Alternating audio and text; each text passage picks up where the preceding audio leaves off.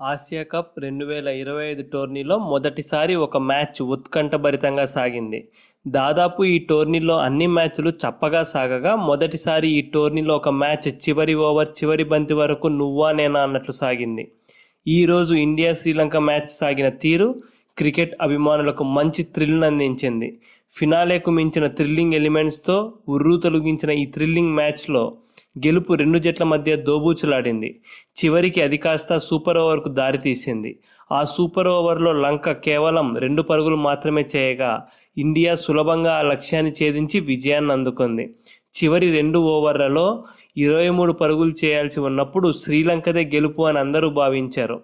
కానీ హర్షదీప్ సింగ్, హర్షిత్ రాణా అద్భుతంగా బౌలింగ్ చేసి శ్రీలంకకు గెలుపు ఆశలకు గండి కొట్టారు. ఇక హర్షదీప్ సింగ్ సూపర్ ఓవర్లో 2 పరుగులు మాత్రమే ఇచ్చి 2 వికెట్లు పడగొట్టి శ్రీలంక గెలుపు ఆశలకు నిప్పు పెట్టేశాడు. ఇక ఖచ్చితంగా గెలిచే మ్యాచ్లో శ్రీలంక బుర్ర తక్కువతనం వల్ల ఓటమి పాలైంది. ఇన్నింగ్స్ చివరి బంతికి 3 పరుగులు చేస్తే ఖచ్చితంగా శ్రీలంక గెలుస్తుంది. ఆ సమయంలో శ్రీలంక బ్యాటర్ శనక 3 పరుగులు చేసే అవకాశం ఉన్నా 2 పరుగులు మాత్రమే చేసి 3వ పరుగు చేసే అవకాశాన్ని చేజేతులా జారవిడిచాడు.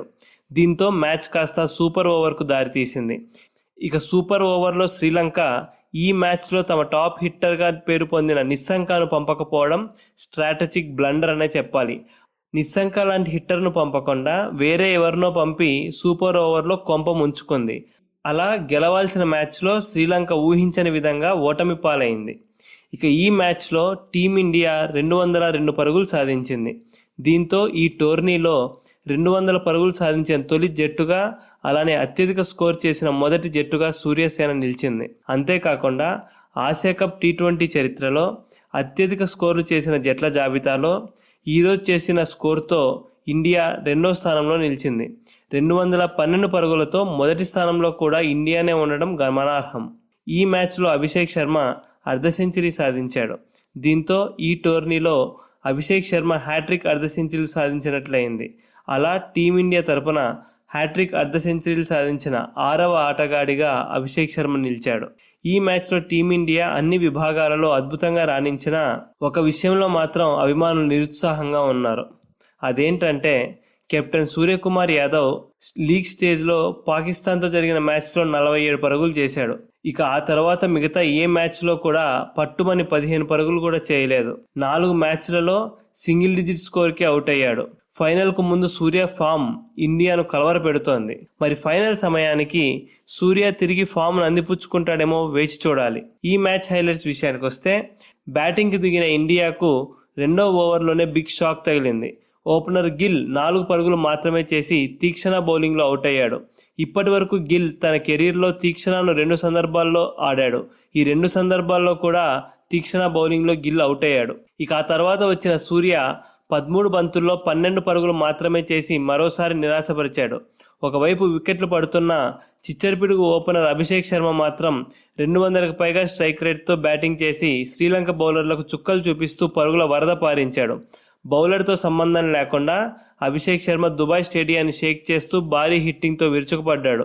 దీంతో టీమిండియా స్కోర్ మరోసారి రాకెట్ వేగంతో దూసుకెళ్లింది. చూస్తుండగానే అభిషేక్ శర్మ 22 బంతుల్లోనే అర్ధ సెంచరీ సాధించి అరిపించాడు. అయితే అద్భుతంగా ఆడుతున్న అభిషేక్ శర్మ 31 బంతుల్లో 61 పరుగులు చేశాక అసలంక బౌలింగ్లో అవుట్ అయ్యాడు. దీంతో భారత జట్టు 92 పరుగులకు 3 వికెట్లు కోల్పోయింది. ఇక ఈ మ్యాచ్లో చేసిన పరుగుల ద్వారా అభిషేక్ శర్మ కొన్ని ఆసక్తికర రికార్డులు నమోదు చేశాడు.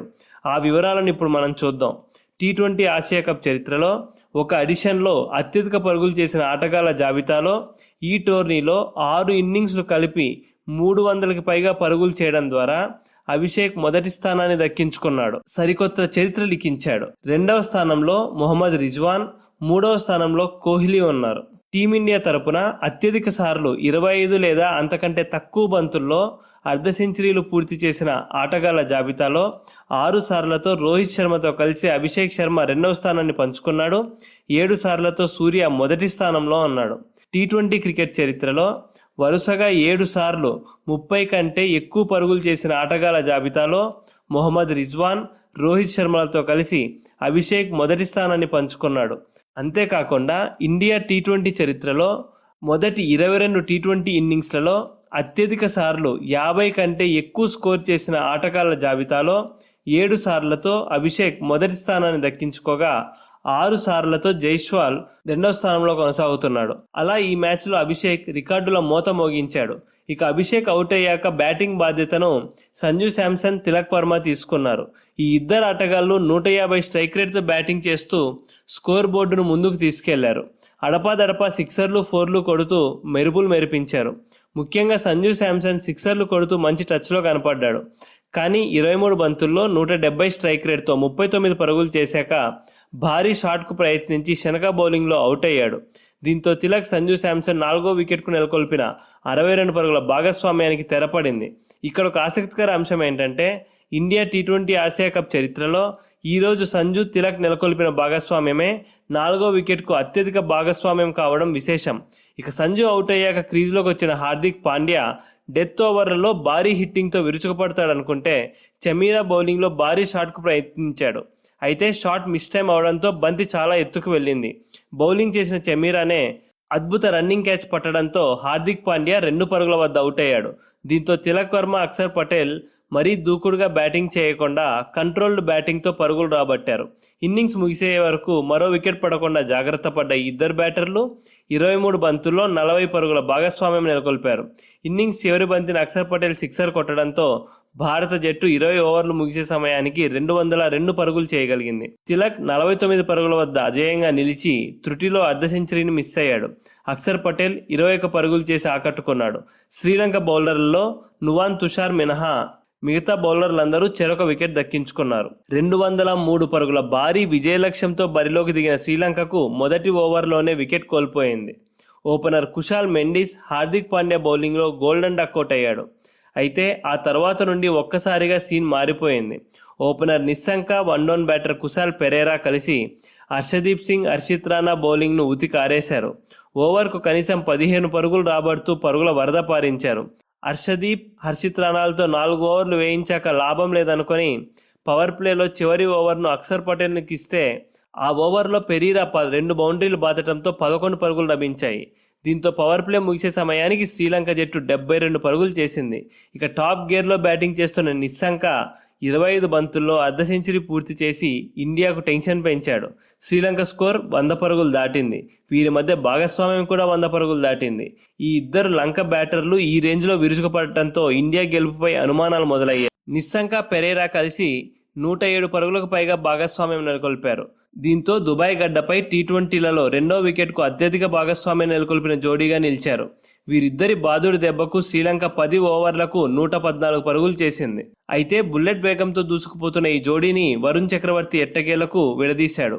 32 బంతుల్లో 181 స్ట్రైక్ రేట్తో 58 పరుగులు చేసిన పెరీరా చక్రవర్తి బౌలింగ్లో భారీ షాట్కు ప్రయత్నించి స్టెంపౌట్ అయ్యాడు. దీంతో 127 పరుగుల భారీ భాగస్వామ్యానికి తెరపడింది. ఆ తర్వాత క్రీజ్లోకి వచ్చిన అసలంక 9 బంతుల్లో 5 పరుగులు చేసి కుల్దీప్ యాదవ్ బౌలింగ్లో భారీ షాట్కు ప్రయత్నించి పెవిలియన్ చేరాడు. ఒకవైపు వికెట్లు పడుతున్నా మరో ఎండ్లో ఉన్న నిస్సంక మాత్రం తగ్గేదే లేదు అన్నట్లు బ్యాటింగ్ చేసి సెంచరీకి చేరువయ్యాడు. ఇదే క్రమంలో సిక్సర్ బాది 52 బంతుల్లో సెంచరీని పూర్తి చేసుకుని అదరగొట్టాడు. నిస్సంకకు టీ20లలో ఇదే మొదటి సెంచరీ కావడం విశేషం. అయితే మధ్య ఓవర్లలో కుల్దీప్, వరుణ్ చక్రవర్తి కాస్త పొదుపుగా బౌలింగ్ చేయడంతో శ్రీలంకపై కొద్దిగా ఒత్తిడి పెరిగింది.